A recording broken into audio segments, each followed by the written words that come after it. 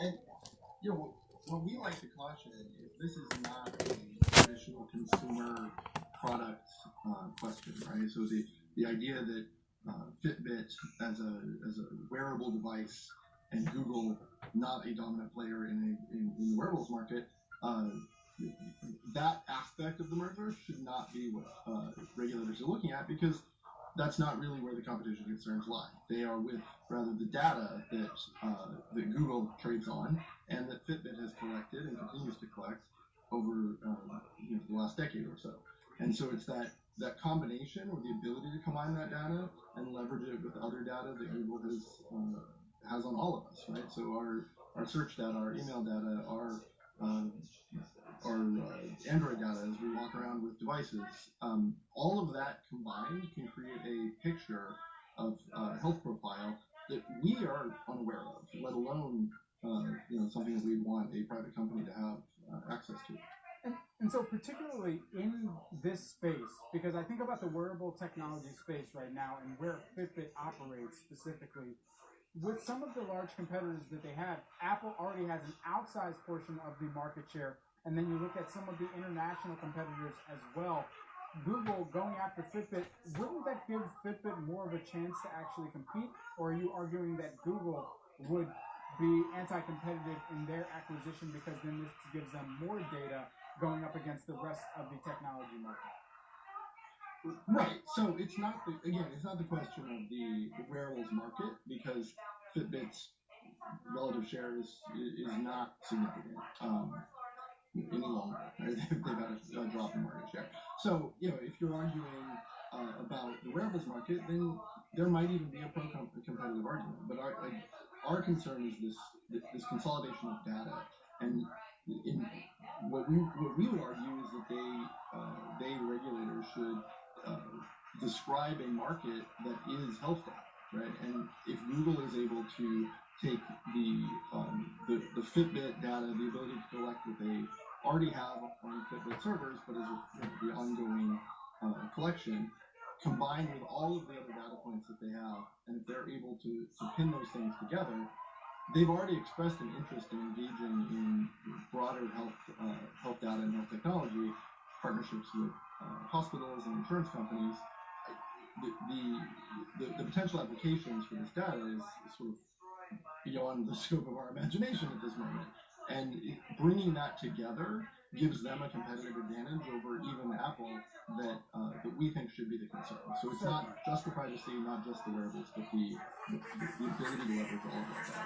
Right, and hearing your point, I believe it's Project Nightingale that you're pointing back to as well, where it's discovered that Google had been kind of looking to work with and had been working through covertly with a chain of hospitals and other facilities and data sharing acceleration as well. So understanding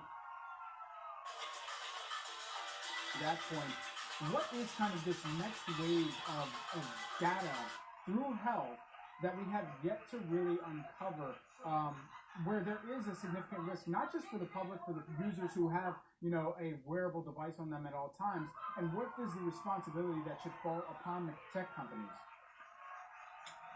Well, I mean, the possibilities are sort of, like I said, beyond our imagination. I mean, you can imagine our engagement with technology at every stage of our day and our life being input as a data point to predict our health condition, our response, and our long-term viability in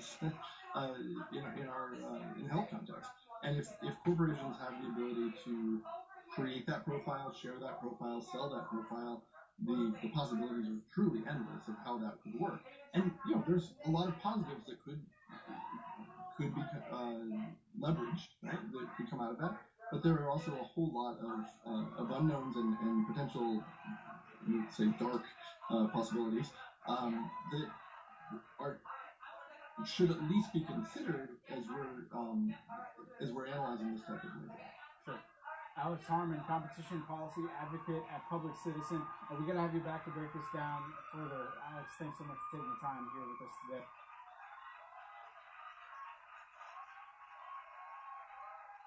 Personal training in your home where your trainer can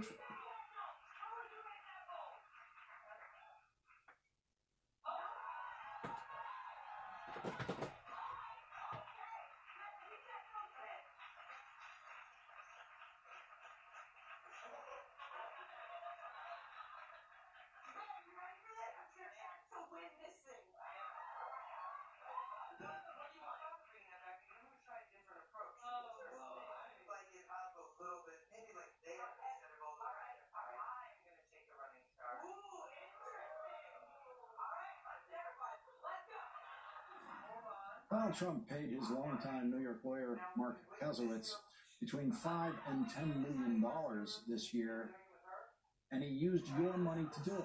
Mark Kasowitz's law firm is one of the many so-called small businesses that got a huge loan from the Trump Treasury Department under the Paycheck Protection Program designed to help small businesses maintain their payrolls. The terms of these loans make it possible for all of the Trump friends who receive them to never pay them back, not one penny. Kanye West got between $2 and $5 million from Donald Trump, according to information finally released yesterday, after the Treasury Department first promised full transparency on who got exactly how much of this money when the Congress was considering legislating the funding of these loans. And then, of course, this being the Trump administration, they spent months fighting the release of any information about who received the government money. They have now released information indicating brackets like $2 to $5 million that someone might have received. Mitch McConnell's wife's family paid at least $350,000. Education Secretary Betsy DeVos will win at least $6 million. Joining us now is Stephanie Ruhle, Senior Business Correspondent for NBC News and MSNBC anchor, and Tim O'Brien is back with us. And Stephanie, your tweet yesterday about Kanye West getting this money really caught my eye. You pointed out that in 2018, he said he was hiring 160 people and his company was going to hit $1 billion. And then you see in the PPP application that he was trying to save 160 at-risk jobs, which is it's odd that those numbers would be identical between that period. There wouldn't be any more jobs that he was trying to save. It would certainly make you want to start to look into possible accounting or payroll fraud. Listen, Lawrence, none of this is a surprise, and we should point out it's not Republicans only who got hooked up here. We've discussed it before. A Democratic Congresswoman from Las Vegas, Susie Lee, her husband runs a publicly traded company, a casino, and they got $5 million. The issue here is the spirit of the PPP program was not to say, we're going to cover the payroll of every small business out there to get you through COVID. That's not what the spirit was. The idea was any business that has been negatively impacted, the original idea was if you can show that your revenue is down significantly from a year ago because the shutdowns impacted service businesses, jobs you couldn't do from home, the government wanted to step in and pay your payroll and some other overhead expenses to prevent you from having to lay off all your employees and possibly shut down. However, they didn't add any of that language to the terms of this program because they wanted to get the money out quicker. And because they didn't add that language, surprise, surprise, the program got completely abused. And if we hadn't begged and pleaded and forced the Treasury Department to give us this information, which, as you said, I promise you, they tried to go through every hoop to keep it a secret, we never would have known. But now we see how abused this program became, and the question now is, what are they going to do about it? Because these PPP loans don't have to be forgiven. They can be treated just like loans. So now that the whole thing has been exposed, the question to the government, to Congress, what you going to do about it? Tim O'Brien, I have a feeling the answer is going to be nothing. Well, and if that's the case, every American taxpayer should be jumping out of their shoes over this, Lawrence. The PPP is almost a $700 billion program. It's one of the most significant spending arms of a $2.7 trillion federal bailout of the economy, state governments, and businesses in the wake of the coronavirus pandemic. We have never engineered a bailout at this scale. And there's all sorts of things about this that smell. There was a carve-out in this made for franchises, so large chains could apply for loans on a store-by-store basis, even if they already were essentially very large businesses. Kevin Hearn, a representative from Oklahoma, who owns franchises himself, pushed for carve-outs for franchises, and lo and behold, his companies ended up getting a PPP loan. This is taxpayers' money that was meant to go to working Americans suffering through the economic impact of the coronavirus pandemic. And Steven Mnuchin at the Treasury Department has not put in the most basic controls for actually assessing whether the money got to workers in the end, whether or not all of the businesses that received it were eligible. And as Steph pointed out, Steven Mnuchin has sat on his hands for months now, refusing to disclose who got that money. And it's not the Treasury Department's money at work, it's taxpayers' money, and taxpayers should know where it went. It's interesting and curious to me that Mnuchin's stonewalling on this issue. Drug manufacturer Novavax has been awarded $1.6 billion from the federal government to help speed up COVID-19 vaccine testing and manufacturing. Reuters reports that the funding is the largest award made yet by the Trump administration's vaccine development initiative, Operation Warp Speed. The Novavax vaccine uses microscopic coronavirus fragments to kickstart a response by a person's immune system. The Maryland-based company hopes to deliver 100 million doses of a vaccine for the virus by January 2021.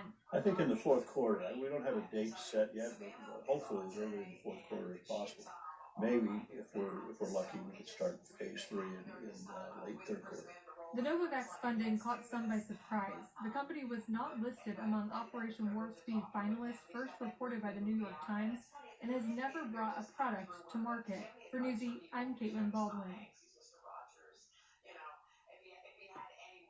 One of the sports leagues set to make their return later this month is the WNBA, and this week players have started to arrive at the IMG Academy in Bradenton, Florida, where the league will host its 22-game season in playoffs for the league's 12 teams. Joining us now is WNBA Commissioner Cathy Engelbert and WNBA player Layshia Clarendon of the New York Liberty, who serves also as first vice president of the WNBA's Player Association.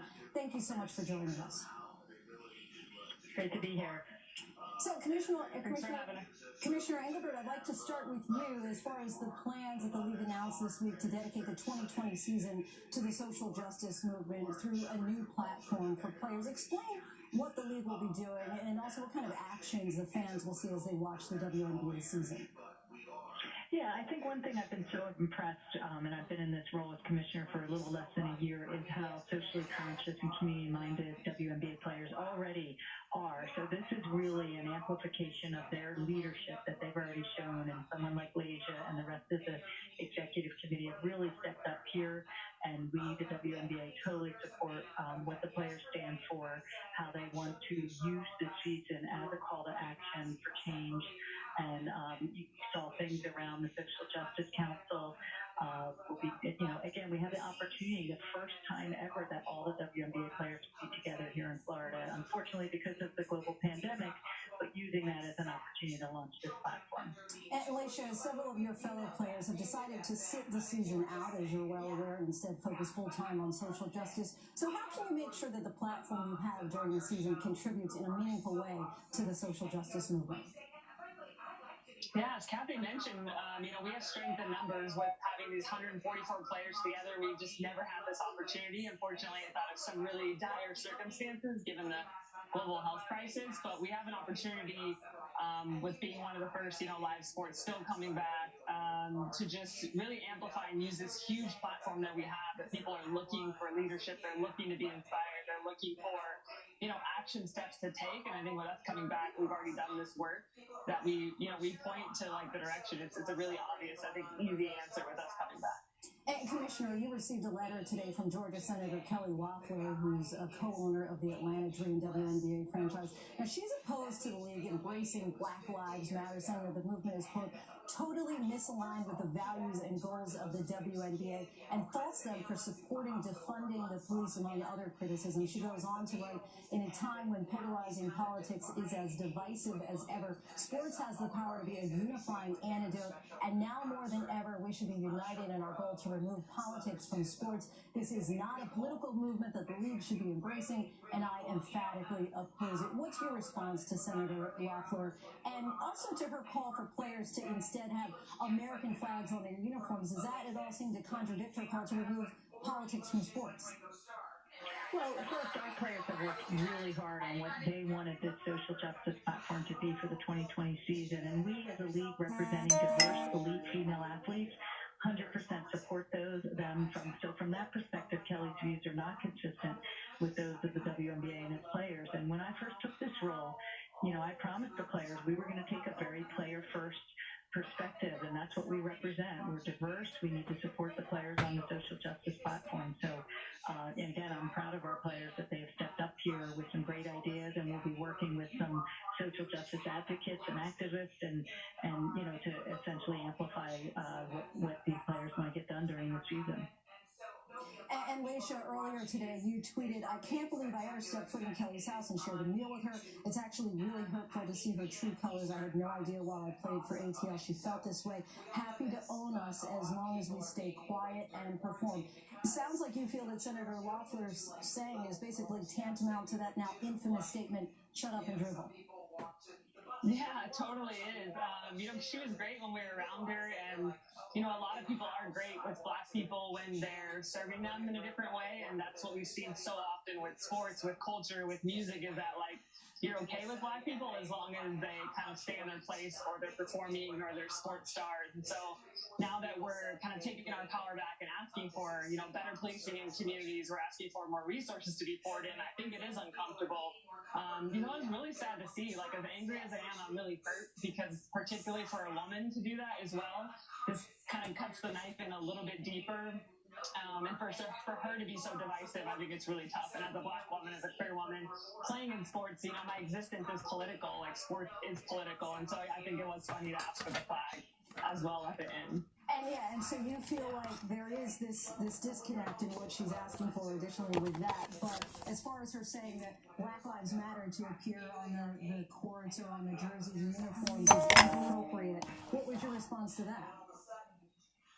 I mean, I am Breonna Taylor. My response is it's so far removed from what this league stands for that the same way, the NBA guys are George Floyd, we are Breonna Taylor in that issue. She was an amazing, phenomenal young woman, was an EMT, and so to see her murdered in her home, that could have happened to Natalie Chalmers, to myself, to anyone in our league, and it's just such an, affront that we're fighting for basic human rights. We're literally fighting for Black lives to matter in this country, so I don't know how it could be more important or impactful or appropriate, honestly, to do it at this time when sports is returning in the middle of, a social justice revolution.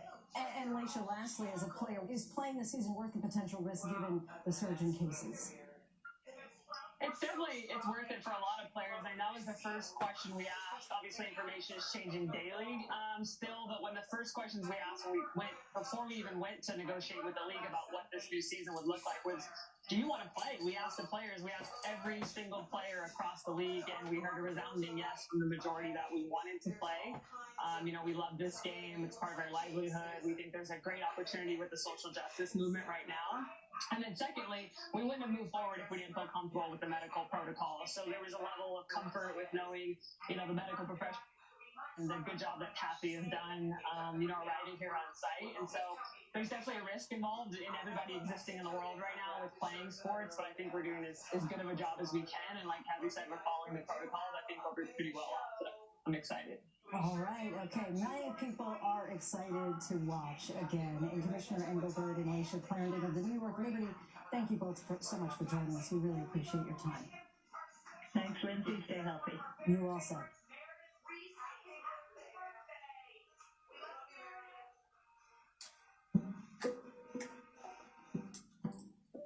There's work to do. To help save lives. And to rebuild the economy. Work we can do.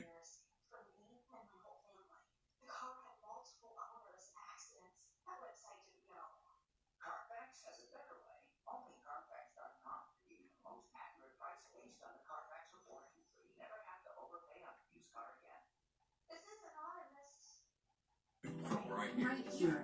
Upwork is giving $1 million in talent grants. Projects that help to count.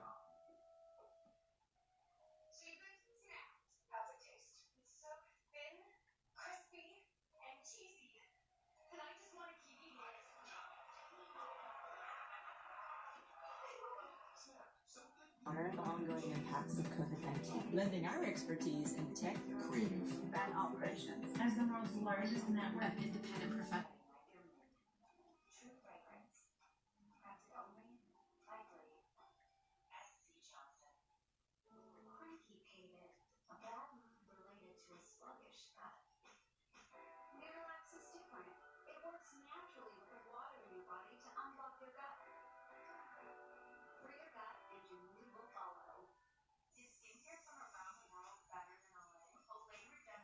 We're here to help. Go to Upwork.com/worktogether to learn more.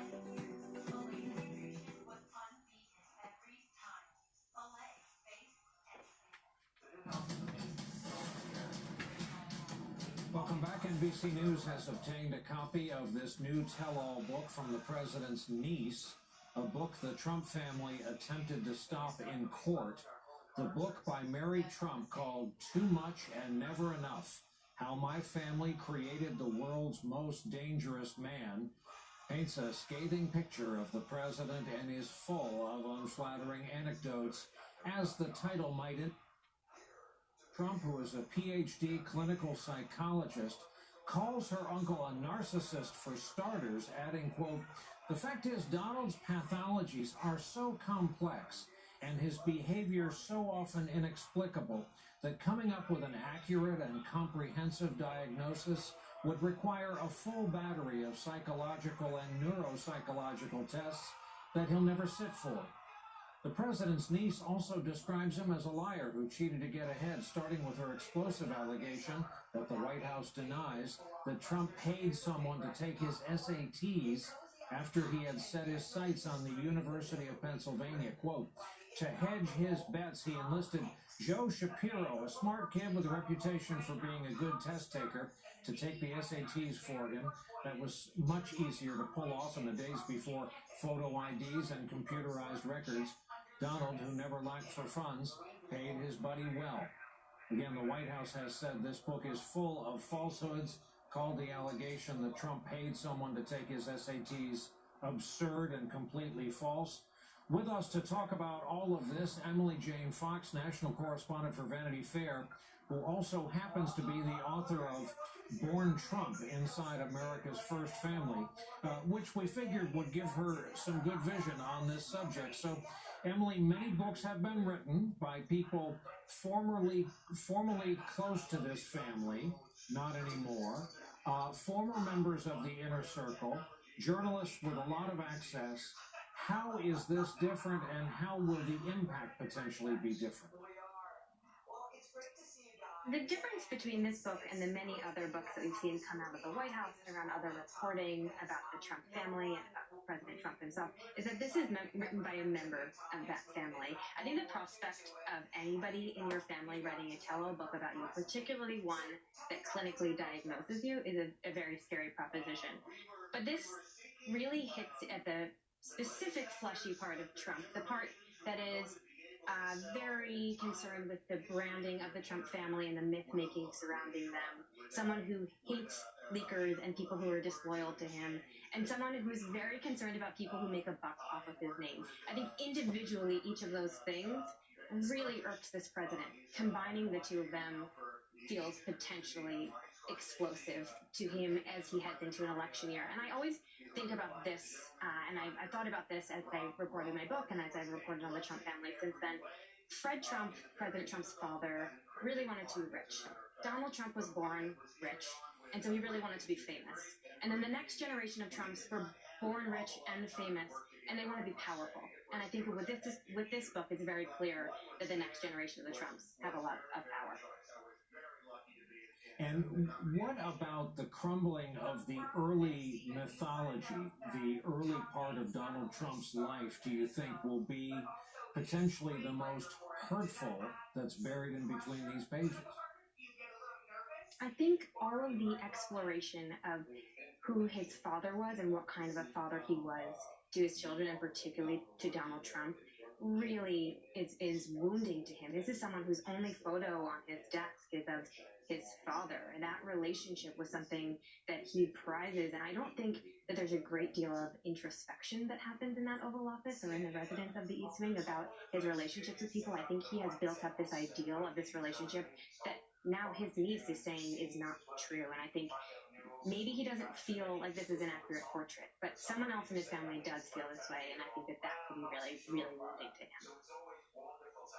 There is a phrase from the world of analysis, and it goes like this: damaged people damage people. Donald Trump, apparently not one for much self-reflection or analysis, may really resent the basis of the book, the author's PhD in the subject, any kind of attempt at a psychological deconstruction, especially one that goes after the father. Sure, I think that this is, of all of the books, and we have seen many, this is the one that he has dreaded facing. This is the one that he cannot dismiss as someone who is a coffee boy, a low-level employee, someone who was just disloyal and out there to get access to him and then later write a book. This is a member of his own family who has known him for decades and decades and decades, and until this very moment has stayed quiet about this. This is not a John Bolton coming out with a tell-all to then go on to the next chapter of his life. This is someone who has sat with these experiences, these memories, and these judgments of her uncle, and then decided it was so important that she needed to tell that against the will of the rest of her family. That's a very, very powerful thing, and one I think that Donald Trump is going to have a hard time squaring.